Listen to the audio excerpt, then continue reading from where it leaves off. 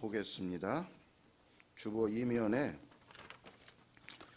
마태복음 6장 13절, 이제 주기도문이 한 절 남았습니다. 13절을 세 번에 걸쳐 오늘 포함해서 설교를 하고 전체 종합하는 설교를 하고 그렇게 해서 주기도문을 마치도록 하겠습니다. 13절 다 같이 봉독합니다. 또 우리를 유혹에 빠지지 않게 해주시고 우리를 악한 자한테서 건져내 주십시오. 나라와 능력과 영광이 영원히 하나님 것이니까요. 아멘. 네.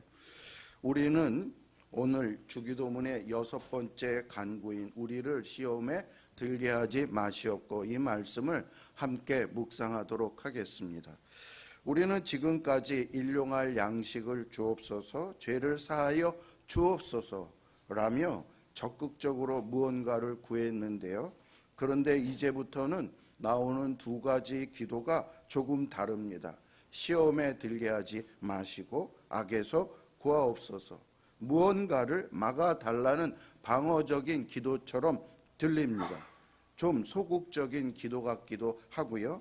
하지만 여러분, 이 기도는 우리 인생을 지키는 가장 강력하고 적극적인 기도입니다. 제임스 패커는 이런 이야기를 했는데요. 우리 인생을 한마디로 정의를 이렇게 했습니다. 아버지, 이 땅에서의 삶은 쥐레밭입니다. 우리는 그 위험한 가운데서 살아갑니다. 참 무서운 말 아닙니까? 그러나 정확한 표현 아닙니까? 쥐레는 눈에 보이지 않습니다. 땅에 숨어 있습니다. 우리는 어디가 안전한 땅인지, 어디가 위험한 땅인지 모릅니다. 아무 생각 없이 걷다가 혹은 안전하다고 확신하고 발을 내딛는 순간 펑 하고 터질 수 있습니다. 사탄이 심어놓은 영적 쥐레를 밟으면 영혼이 피를 흘리고 큰 상처를 입게 되고 잘못하면 인생이 망쳐질 수 있습니다. 그래서 예수님께서 이 기도를 우리에게 가르쳐 주신 것입니다. 너희에게는 쥐레를 피할 영적인 눈이 부족하다. 그러니 하나님께 구해라. 시험에 들지 않게 지켜달라고 매일 기도해라. 이 기도문이 그런 내용입니다. 이 기도는 쥐레와 같은 세상을 살아가는 우리에게 꼭 필요한 생존의 기도입니다. 그런데 문제가 하나 있습니다. 우리는 이 위험을 잘 느끼지 못하고 있다라는 것입니다. 우리는 실상 전쟁터에 살고 있는데 놀이터에 있다고 착각을 합니다. 우리나라 현실이 이와 비슷한데요. 우리는 남북 분단 국가에 살고 있습니다. 엄밀히 말하면 전쟁이 끝난 게 아니라 잠깐 쉬고 있는 휴전 상태입니다.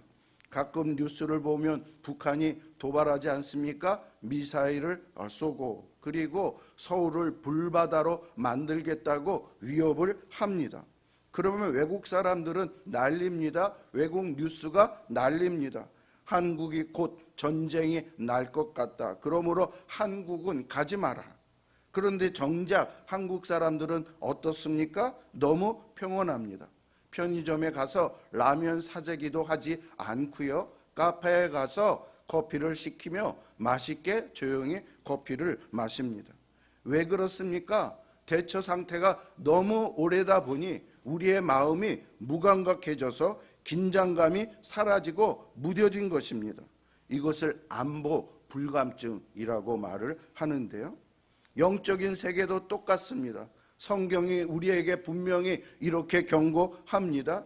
베드로전서 5장 8절 같이요. 시작. 근신하라 깨어라. 너희 대적 마귀가 우는 사자같이 두루다니며 삼킬 자를 찾나니. 네, 지금 이 순간에도 공중에서는 치열한 영적 전투가 벌어지고 있습니다.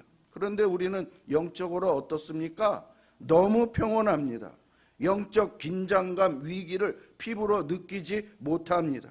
사탄이 눈에 보이지 않으니까 없는 것으로 생각하는 것입니다. 여러분, 전파가 안 보인다고 전파가 없는 것입니까? 영적 안보 불감증에 걸린 것처럼 사탄 불감증에 걸렸습니다. 그래서 우리는 영적 무장을 해제하고 살아갑니다. 기도를 쉬고 말씀을 멀리하고 훈련을 게을리합니다. 그러다가 갑자기 고난을 당하게 되면 유혹에 넘어져서 인생이 휘청거리면 그때서야 깨닫습니다. 아, 내가 영적 전쟁터에 있었구나. 사단의 시험이 이렇게 무서운 거로구나. 주님은 우리가 소잃고 외양간 고치기를 원하지 않으십니다. 그래서 날마다 깨어 있으라고 세상은 영적 전쟁터라고 사탄은 우는 사자처럼 굶주린 사람처럼 늘 누구를 잡아먹을까 그렇게 지금 돌아다니고 있다고. 그래서 주님께서는 이 기도를 하라고 명령하신 것입니다. 여러분, 이 기도는 정신 차려라, 바로 내 앞에 적이 있다라고 예수님께서 영적 옐로우 카드를 우리에게 내보이시는 것입니다. 이 기도는 또한 예방 기도입니다. 우리를 시험에 들게 하지 마시옵고 라는 기도는 아직 시험에 들지 않았다라는 뜻입니다. 그러나 반드시 시험이 찾아올 것이라는 말씀입니다. 그래서 미리 대비해야 된다라는 것입니다. 여러분, 이것은 막연한 대비가 아닙니다. 일어날 확률 100%의 일을 대비하는 것입니다. 우리의 원수 사탄은 우리의 약점을 너무 잘 알고 있습니다. 그래서 우리가 잘 찾아다니는 길목, 우리가 잘 넘어지는 약한 곳에 정확하게 유혹의 덫을 놓고 기다립니다. 사탄은 우리를 찾아다닐 필요가 없습니다. 덫만 놓으면 우리가 알아서 찾아가 걸려들기 때문입니다. 예수님을 보십시오. 하나님의 아들이신 예수님도 이 땅에 계실 때 사탄의 집요한 시험을 받으셨습니다. 예수님도 공격했던 사탄이 우리를 가만히 두겠습니까? 여러분, 인류의 첫 번째 인간 아담과 하와, 거의 완벽한 인간이었고 완벽한 환경이었던 에덴 동산에 있었는데 사단이 바로 찾아와 그들을 시험에 걸기 시작을 했습니다. 무슨 말입니까? 아담과 하와도 예수님도 시험에 피할 수 없었습니다. 하물며 우리는 어떻습니까? 예수님을 공격했던 사탄이 우리를 가만히 두겠습니까? 그럴 리 없습니다. 우리를 잡아먹으려고 틈만 노리고 있습니다. 이 사실을 뻔히 알면서도 꼭 비상사태가 일어난다는 걸 알면서도 아무런 기도로 대비하지 않고 있다면 그것은 무엇과 마찬가지입니까? 사탄아, 나 잡아먹어라, 이렇게 말하는 것과 같은 것입니다. 그러므로 우리는 사탄이 시행할 시험에 철저히 대비하고 있어야 합니다.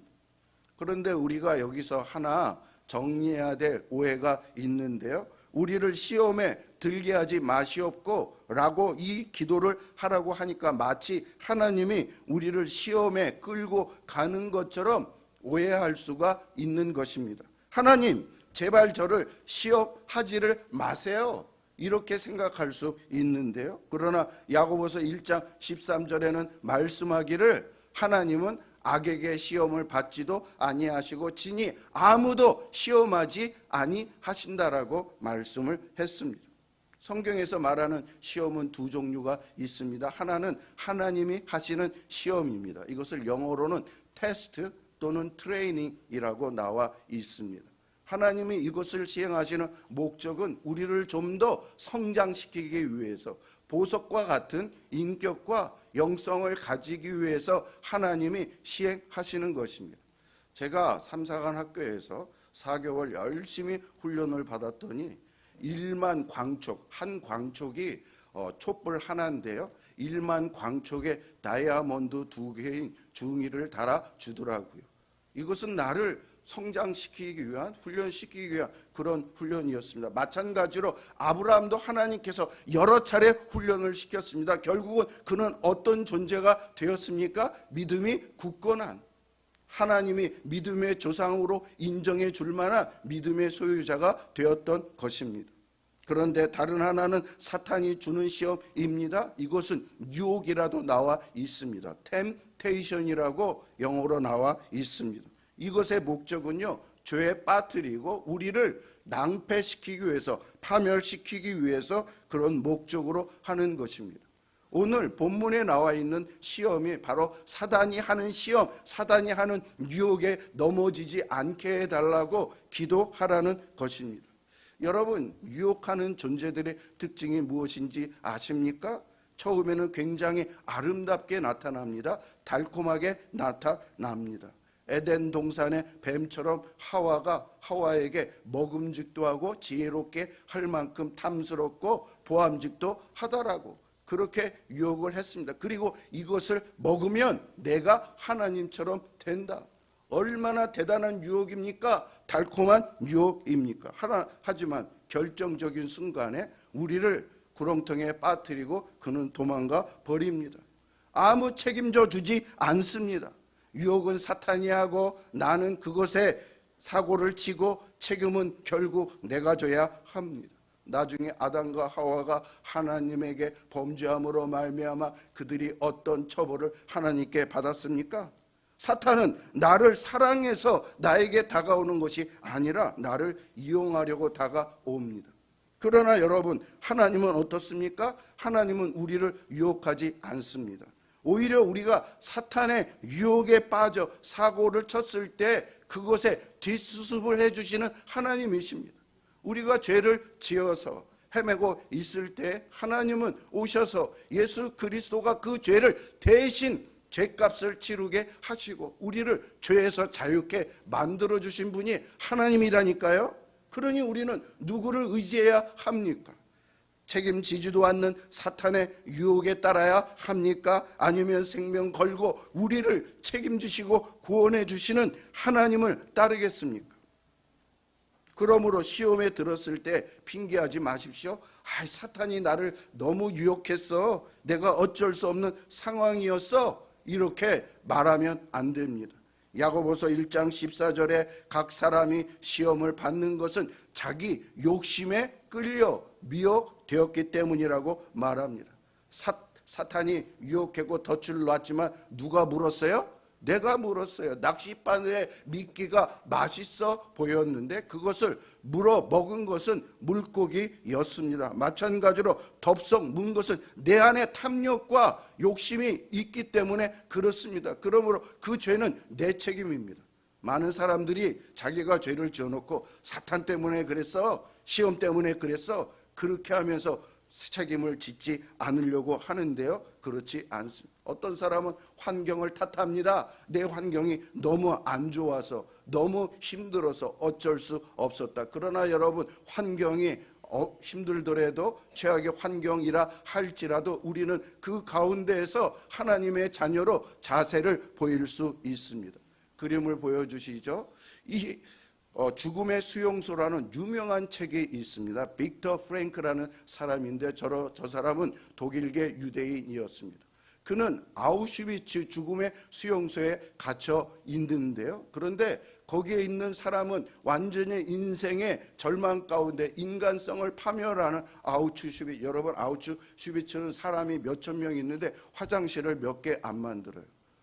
그래서 사람들이 화장실에서 변을 보지 못하고 그냥 바닥에다 하는데, 그러므로 그들은 그 변과 함께 살게 되었으면서 스스로 자기는 이런 존재, 이런 더러운 가운데 있는 존재, 이렇게 해서 인간성을 말살시켰던 독일 나치였습니다. 그런데 그런 환경 가운데에서도 어떤 사람은 자기의 먹을 것을 다른 사람에게 나눠줘요.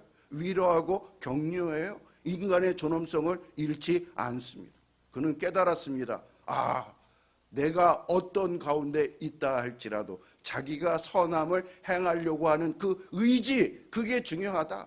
그래서 그가 나와서 나중에 쓴 책이 죽음의 수용소라는 유명한 책입니다. 또 한 사람이 있습니다. 그 사람은 프리들 디커 보렌 나이스라는 여자입니다. 이 사람은 미술 선생인데요. 역시 유대인으로서 그는 테레진 수용소에 끌려가게 되었습니다. 한 사람이 수용소에 들어가면 50kg의 물품을 가지고 들어갈 수 있는데요. 그녀는 자기의 필요한 물품을 가지고 들어가지 않고 미술 용품만 잔뜩 갖고 들어갔습니다. 그래서야 그 수용소 안에 있는 아이들에게 그림을 가르쳐 주었습니다. 아이들에게 그림을 통해서 자유를 상상하는 법, 그리고 두려움에서 해방되는 법을 가르쳤습니다. 나중에 그녀는 아이들과 함께 죽음의 수용소 아우슈비츠로 끌려가서 거기서 가스로 독살을 당했는데요. 그런데 나중에 보니까 그녀가 아이들에게 이렇게 그리게 한 그림이 4,700점이나 나왔습니다. 그것을 통해서 아이들이 영혼의 환경에 굴복하지 않고 심령의 자유함을 얻게 하는 그런 일을 했다고 합니다. 여러분, 이것은 무엇을 말합니까? 아무리 최악의 환경, 아무리 강력한 사탄의 유혹이 있다 할지라도 우리는 얼마든지 그 가운데 사탄에게 지지 않고 선을 선택하고 반응할 수 있다는 것을 보여줍니다. 그렇습니다. 하나님은 우리에게 선택하고 거절할 수 있는 인간 고유의 그 특성인 인간 자유의지를 주셨습니다. 그러므로 내가 시험 들었다, 여러분, 이건 자랑이 아닙니다. 이건 부끄러운 일입니다. 내가 약해서 내 욕심 때문에 덥석 물어서 선택한 결과입니다. 종교개혁자 마틴 루터는 시험이 양쪽에서, 왼쪽에서도 오기도 하고 오른쪽에서 오기도 한다라고 말했습니다. 왼쪽에서 오는 시험은요, 고난과 역경입니다. 질병이나 실패나 그리고 가난이나 사람들에게서 받는 공격이나, 이때 사탄은 속삭입니다. 거봐라, 하나님이 너를 사랑하신다면 너에게 이런 일이 왜 일어나겠어? 하나님이 너를 안 사랑하는 거야. 그것에 속아 넘어가 가지고 예수님을 불신하고 예수님과 등 돌리는 그러한 일들을 하는 사람들이 많이 있는 것을 보게 됩니다. 그런데 루터는 또 오른쪽에서부터 오는 시험이 있다고 합니다. 이것은 성공과 번영인데요, 이것은 왼쪽에서 오는 시험, 절망과 고난보다 더 위험한 시험입니다. 성공의 달콤함에 취해서 하나님 아버지를 잊어버리게 하는 그러한 바로 유혹입니다. 사탄의 필살기입니다. 여러분, 사람들이요, 고난과 어려워서 하나님을 외면하는 것보다 잘 살게 되었어요. 형통하고 성공하게 되는 거예요. 사탄이 뭐라고 거봐, 너 하나님 없이도 잘 살잖아. 하나님과 상관없이도 너 이렇게 능력이 있어서 잘 사니 하나님 없이 잘 살아라. 이런 유혹을 하는 것입니다. 여러분, 사람들 보면요, 훨씬 더 이런 쪽에 사탄에 넘어져 갖고 내가 잘 살고 내가 출세하고 돈을 많이 벌고 그럴 때 하나님을 모른다 하는 경우가 훨씬 많이 있는 것을 볼 수 있습니다. 여러분, 고난 속에서 예수 그리스도를 바라봐야 됩니다. 그러나 성공과 번영과 잘 나갈 때 더욱더 예수 그리스도를, 십자가를 붙잡아야 합니다. 고린도전서 10장 12절에 이렇게 말해요. 같이요, 저 밑에 초록색 글씨 시작. 그런즉 선줄로 생각하는 자는 넘어질까? 바울이요, 고린도 교회 교인들에게 이러니, 고린도 교회는요, 그 지역이 상업 지역이고 항구 지역이라 돈 많이 번 사람들이 있는데 그들이 교회 안에 들어왔는데 그 돈 갖고 뻐개는 거예요. 거기에 종이나 노예나 이런 가난한 사람들에게 교만을 부리면서 자기의 위세를 교회 안에서도 과시를 합니다. 그럴 때 바울이 그들에게 향하여 경고를 했습니다. 너 섰다고 생각해? 잘 됐다고 생각해? 너 교만해서 곧 넘어질 거야. 교만은 패망의 선봉이요, 겸손은 승리의 앞잡이니라. 절대 여러분, 교만하면 안 돼요. 내가 잘날수록 하나님이 나에게 그런 은혜를 많이 줄수록 착각하지 마십시오. 하나님이 은혜를 줬기 때문에 여러분이 그렇게 된 것이지 여러분의 실력으로 그렇게 된 것이 아니라니까요. 왜 착각하십니까? 왜 교만하십니까? 왜 다른 사람을 무시하십니까? 그렇다면 이 지뢰와 같은 세상에서 사탄의 유혹을 이기려면 우리가 어떻게 해야 할까요? 구체적인 6가지 진술을 여러분께 간단하게 말씀드리겠습니다. 첫 번째, 유혹이 있는 곳에 가지 마십시오. 여러분, 유혹받을 환경을 아예 차단해야 합니다. 랜디 알콘이라는 목사님이 있는데 그분이 그 책에 어떤 유부남이 어떤 여자 직원에게 마음이 자꾸 간다라는 거예요. 그런데 이 남자가 이 여자와 자꾸 개인적으로 만나고 영화도 보고 그러는 것입니다. 여러분, 이것은 불 속에 뛰어들면서 나를 타지 않게 해주세요 라고 말하는 것과 마찬가지인 것입니다. 깨지기 쉬운 유리잔을 식탁 모서리에 두지 마십시오. 시험에 들만한 장소에 가지 마십시오. 인터넷 사이트에 들어가지 마십시오. 불건전한 모임에 참석하지 마십시오. 둘째, 작은 유혹일 때 초장에 진압하십시오. 종교개혁자 마틴 루터는 이런 얘기를 했습니다. 새가 내 머리 위에 날아가는 것은 막을 수 없지만 내 머리 위에 둥지를 트는 것은 막을 수 있다. 여러분, 이 파주 위에 새들이 얼마나 많이 날아다닙니까? 날아다니는 거 어떻게 막아요? 그러나 그 새가 내 머리 위에서 둥지를 트려고 한다면 우리는 그것을 못하게 막을 수 있잖아요. 우리가 순간순간 지나가는 생각들, 유혹들, 그것은 우리가 막을 수 없습니다. 그것은 죄가 아닙니다. 그러나 그것을 묵상하고 그것을 연구하고 탐닉해서 죄의 자리에 들어가게 된다면 그것은 큰 죄가 되는 것입니다. 그러므로 여러분, 우리는 죄가 틈타지 않도록 그 작은 죄가 우리를 유혹할 때 우리는 그것을 허물어 버려야 합니다. 세 번째, 자신의 약점을 파악해야 합니다. 사람마다 약한 부분이 있습니다. 어떤 사람은 돈에 약해요. 어떤 사람은 이성에 약해요. 어떤 사람은 권력에 약해요. 어떤 사람은 외로움에 약합니다. 사람마다 이런 약점, 아킬레스건이 있는데 그것을 누가 제일 잘 파악해요? 사단이 잘 파악한다고요. 하와를 유혹했던 것, 하와는 눈에 보는 것에 약하니까 선악과를 너무나 예쁘고 아름답게 만들어서 결국은 그것을 먹게 만든 것처럼 나에게 약점이 있다면 그것을 사단이 집중적으로 공략해서 그것으로 넘어지게 만든다니까요. 그러므로 우리는 어떻게 해야 됩니까? 내 약점을 파악해야 돼요. 하나님, 내 약점이 무엇입니까? 그것을 영적으로 보강할 수 있도록 해주시고 강하게 해주시어서 그쪽으로 사탄이 넘어오지 않게 해주시옵소서. 이런 기도가 필요한 것입니다. 넷째로, 비상시에는 집중해서 기도해야 합니다. 예수님이 겟세마네 동산에서 제자들에게 말했습니다. 뭐라고 말했습니까? 시험에 들지 않게 깨어 기도하라. 여러분, 곧 예수님과 제자들 앞에 십자가라는 거대한 시험이 오는데요, 예수님은 그것을 아시고서 땀이 핏방울이 되도록 간절히 기도했습니다. 그래야 그 거대한 십자가 시험을 이겼고 오히려 그것을 통해서 인류를 구원하는 위대한 일을 이루셨는데 제자들은 그때 어떻게 했어요? 콜콜 잠잤어요.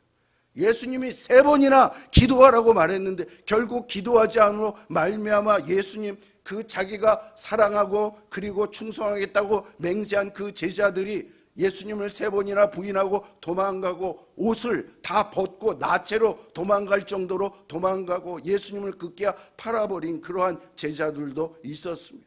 여러분, 왜 그렇습니까? 시험에 대비해서 집중적으로 기도하지 않았기 때문입니다. 여러분, 인생의 위기가 느껴질 때, 시험이 온다고 할 때 비상선언을 하십시오. 그리고 하나님께 무릎을 꿇으십시오. 하나님, 살려주세요. 작정하고 기도하십시오. 금식하고 기도하십시오. 기도를 더 많이 하십시오. 그래야 시험을 이길 수 있습니다. 5째, 이미 시험이 왔다고 한다면 싸우십시오. 대결하십시오. 사탄과 싸우지 않는 것이 좋지만 그러나 사탄과 싸움이 벌어졌다면 우리는 대결해야 합니다.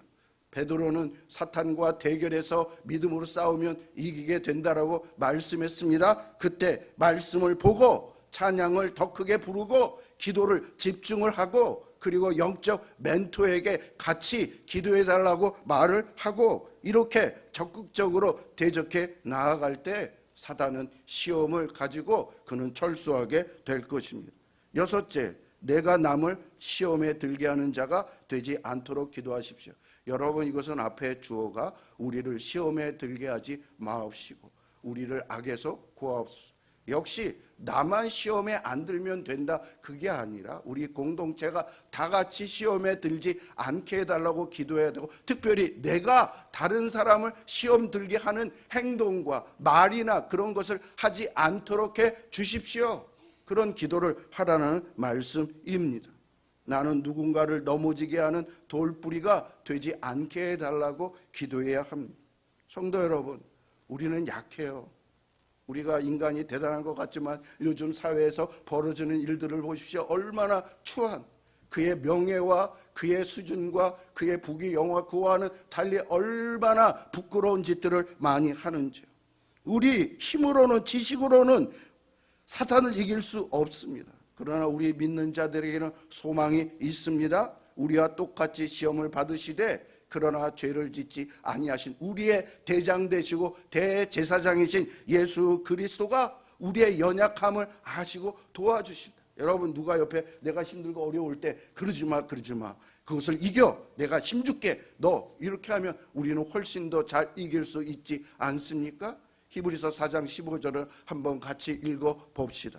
우리에게 있는 대제사장은 우리의 연약함을 동정하지 못하실 리가 아니시요 모든 일에 우리와 똑같이 시험을 받으시니로 죄는 없으시니. 동정한다라는 것, 다른 사람은 동정만 하지만 예수님은 동정이라는 얘기는 직접 도와주신다라는 그러한 말씀입니다. 예수님을 보십시오. 예수님도 광야에서 40일 동안 사단에게 시험을 받았습니다. 그는 금식했습니다. 그랬더니 사탄이 나타나서 돌을 보여주면서 이것을 너무나 맛있게 보여주면서 이 돌을 빵으로 만들어서 먹으라고 이야기를 했습니다. 예수님은 그럴 능력도 있습니다. 또 그럴 명분도 있습니다. 왜? 40일 동안 굶었으니까. 그러나 예수님은 뭐라고 말씀했습니까? 말씀하여 가라사대 말씀이 이루어지되 기록되었으되 하면서 하나님의 말씀으로 사단의 그 집요한 그리고 그 강력한 유혹을 이겼던 것이었습니다. 여러분, 예수님은 십자가를 지심으로 사단의 머리를 사단이 가지고 있는 가장 큰 무기 두 가지, 하나는 죄예요, 하나는 죽음이에요.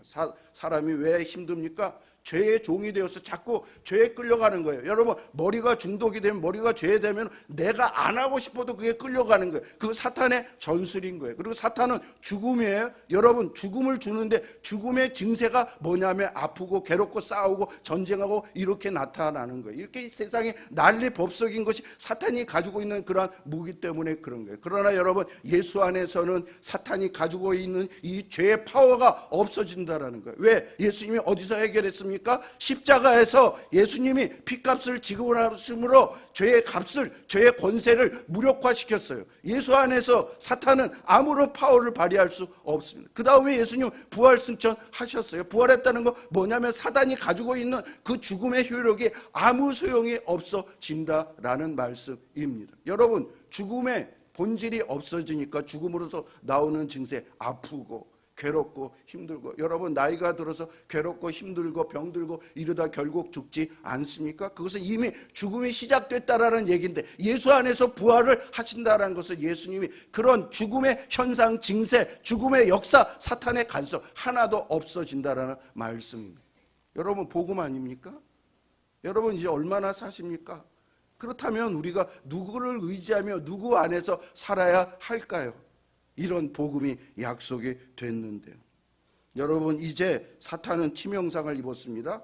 예수님의 부활함으로 사탄의 머리가 깨졌는데, 사탄이 머리가 깨져도 바로 안 죽어요. 발악을 하고, 사탄이 지금 발악하는데, 결국 어저께 어떤 청년이 저에게 묻는데, 사탄이 마지막에 불못에 들어갑니까? 네, 마지막 파이널 심판을 받는 그것이 바로 영원한 불못이라고, 그래서 그렇게 된다라고 말씀을 했습니다. 여러분, 이 전쟁은 이미 이긴 거예요. 우리가 예수 안에 있기만 한다면. 그래서 예수님이 뭐라고 말씀했습니까? 세상에서는 너희가 환난을 당하라, 담대하라, 내가 세상을 이기었노라.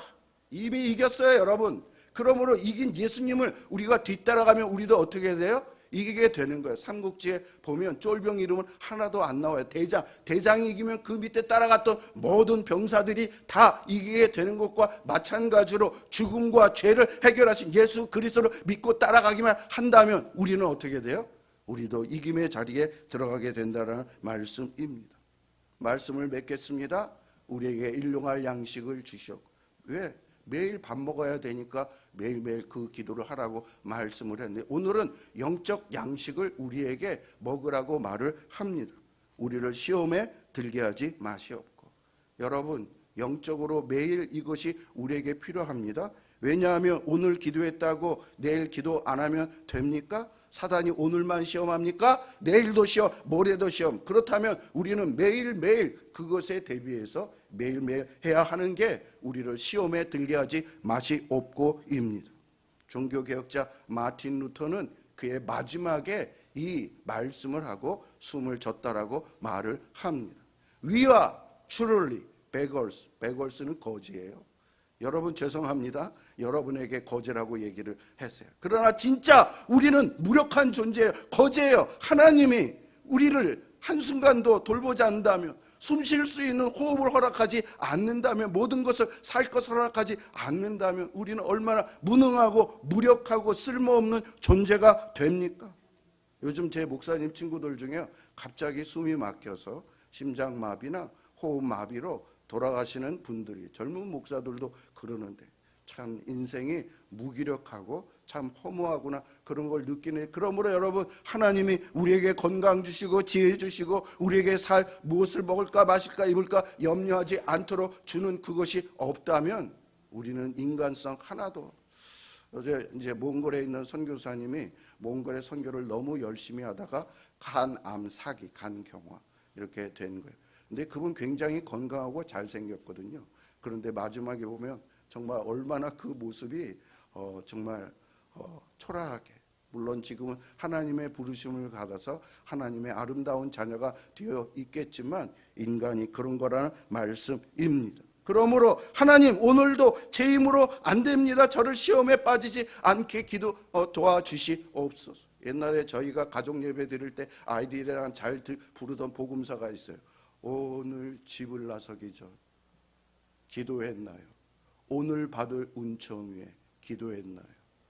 우리의 하나님은 우리의 안식 빛으로 인도하니 앞이 깜깜할 때 우리를 인도하여 주세요.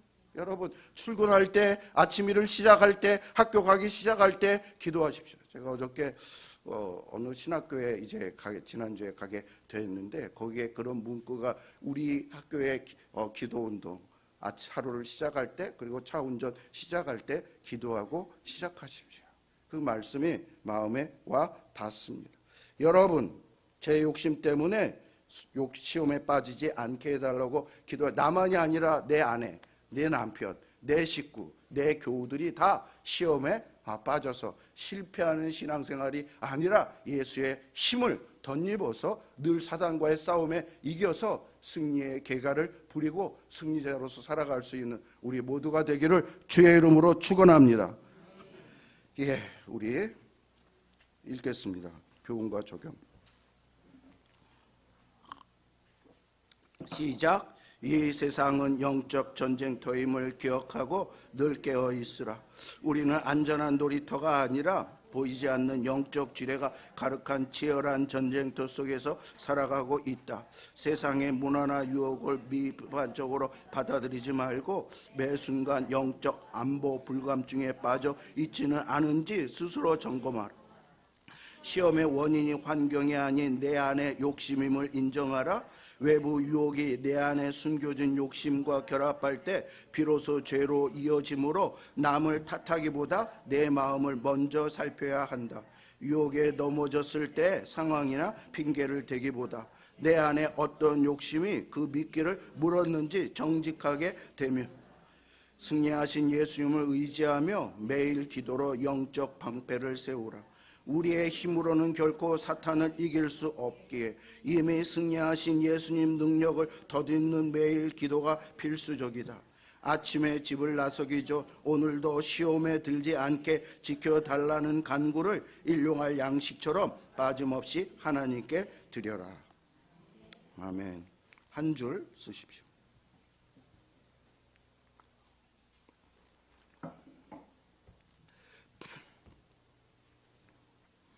하나님, 지금 우리 싸우고 있습니다. 영적 전쟁을 하고 있습니다. 하나님, 사탄이 얼마나 교묘하고 능력이 있는지요. 그러나 사탄보다 훨씬 더 능력 있고 사탄을 이미 정복하고 이기신 예수 그리스도 안에 우리가 있으므로 그리스도의 이름으로 사탄을 이기고 정복할 수 있다라고 말씀을 했습니다.